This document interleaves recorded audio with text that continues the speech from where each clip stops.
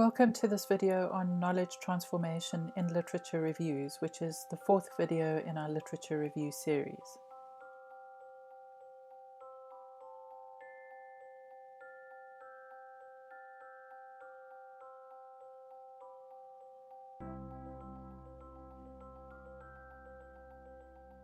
Literature reviews are demanding pieces of writing.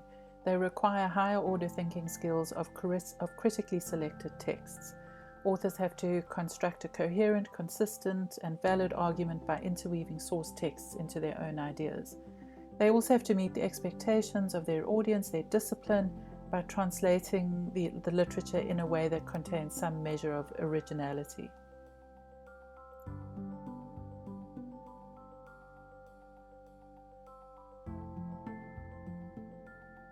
We have 3 other videos in the series, so please be sure to watch that. But what I want to focus on in this video is why literature reviews are so complex and why we need to move from summary into more detailed ways of writing. The literature reviews are about shifting from knowledge telling to knowledge transformation. Knowledge telling involves staying close to the sources, summarizing and paraphrasing. And these are important parts of a literature review, but they require more than just that. Knowledge transformation requires you to do something with the source documents. So here you're taking the source texts and you're using them in innovative ways to link ideas, concepts, arguments, and to explain the literature to your community in a new way.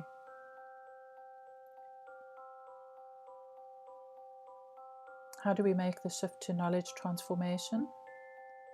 Well, the key thing for me is that we need to understand how knowledge works in academic contexts. If you want to be able to understand why literature reviews are so complex, then we need to understand how knowledge works.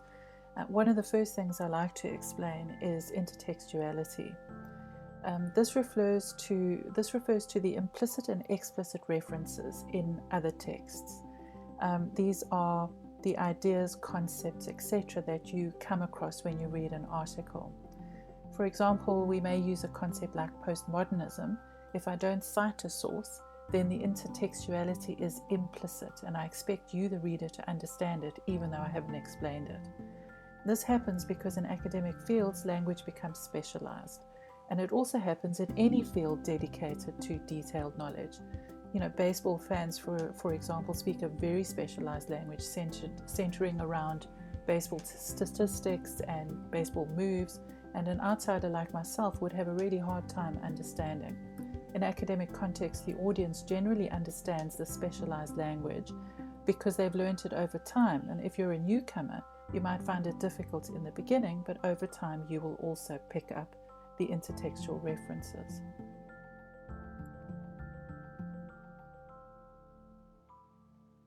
Now, again, if I write intertextuality as a postmodern concept, I've made an implicit intertextual reference that readers will understand only if they are familiar with those concepts and with that literature. And even then, it's still obscure about exactly what I'm referring to. If I say the concept of intertextuality is drawn from Kristeva, then that intertextual reference becomes clearer and more traceable. You can actually go and look it up.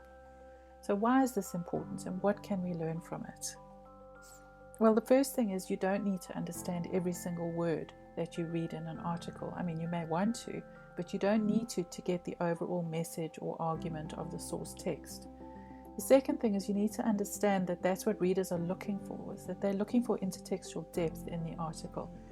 And even if you don't understand everything that you're reading, you are still going to be able to take some things, and the more you build that intertextual depth into your own writing, the more you'll satisfy your readers' needs. The second point to understand about academic writing is that writing is ideological, and knowledge is ideological and tied to values and beliefs. The positions we occupy shape the way we read and what we write. Being able to identify an author's stance is challenging, particularly if you're new to a field, but understanding that everyone writes from a position is a beginning, and beginning to look at that positioning is really important. Not all authors show their positioning, because many write as if they are writing a truth or writing facts. So what can we learn from this? Well, we have to be able to identify our own perspectives and see how that might affect our own assessment of the literature. Are we being biased? Are we collecting only those perspectives that align with our own? Can we detect perspectives in the authors that we're reading? And how will that change how I view this author? Will I align myself or not? The third point to understand about academic writing is that academic knowledge is contested and debatable. It's difficult to understand if you're used to using textbooks, which textbooks usually present knowledge as one truth or one idea. But we know that knowledge changes over time as new ideas challenge old ones and when fresh evidence comes into play. Knowledge doesn't exist out there for us to report on. We construct it. In the same way that in a literature review, we construct that literature review, what we understand of different perspectives, how we interpret it, what meaning we make of it, how we integrate our voice into other voices. Most authors are trying to persuade us to accept their results and evidence. And the only way we can assess their research is to evaluate the study, identify their perspectives, and relate this to others in the field and to our own arguments. So how does this help you move to knowledge transformation? If you understand the intertextual, ideological, and contested nature of academic knowledge, then the way you read and write will incorporate this complexity. Instead of looking for facts, you're looking for arguments. Instead of finding truths, you'll notice perspectives and positioning, and you'll begin building intertextuality into your own writing. We also hope that you realize that the literature review is about having a conversation with others in your specialized community. It's about developing the authority to speak and the confidence to speak about the literature. And it's about saying something interesting about the studies that have been conducted in your field. You think it's fascinating and you want to convey that fascination to your readers.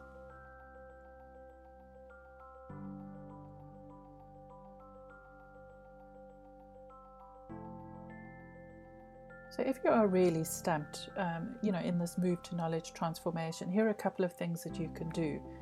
First of all, see if you can find a published literature review paper in your field, or on your topic. This will help you to get a map of the field or the topic as a whole. You could also look at a thesis or a published paper and deconstruct the literature review. How has this author positioned other authors? How have they positioned themselves? How have they shown the contested nature? What intertextuality have they built into that literature review? Ask someone like your supervisor to give you a synopsis of the literature.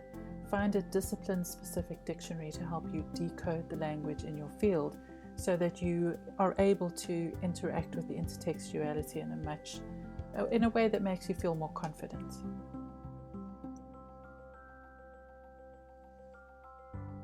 So let's go over the key points of this video. I know this has been a little bit complicated. Literature reviews are demanding. They require higher order thinking skills and they require a critical assessment of source texts. And really they are about moving from knowledge telling to knowledge transformation, from summary to some kind of critical engagement. And to move to knowledge transformation, we need to understand knowledge in these contexts. Academic texts are intertextually heavy with plenty of implicit and explicit references, and this is what makes them really dense. Knowledge is ideological and tied to values and beliefs. Authors write arguments to convince us, not truths. The more convincing the evidence, the more truth-like the argument becomes. And knowledge is contested. There's never one way but multiple interpretations and meanings. And all of this is what makes it so complex. But understanding these layers will help you to move from summary into knowledge transformation.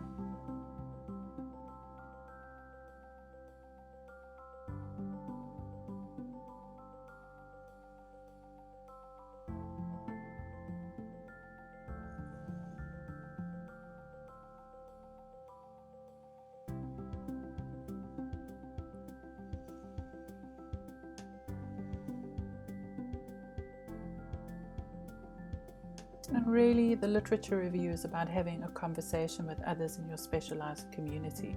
It's about seeing something in the literature that you can share with others in your community.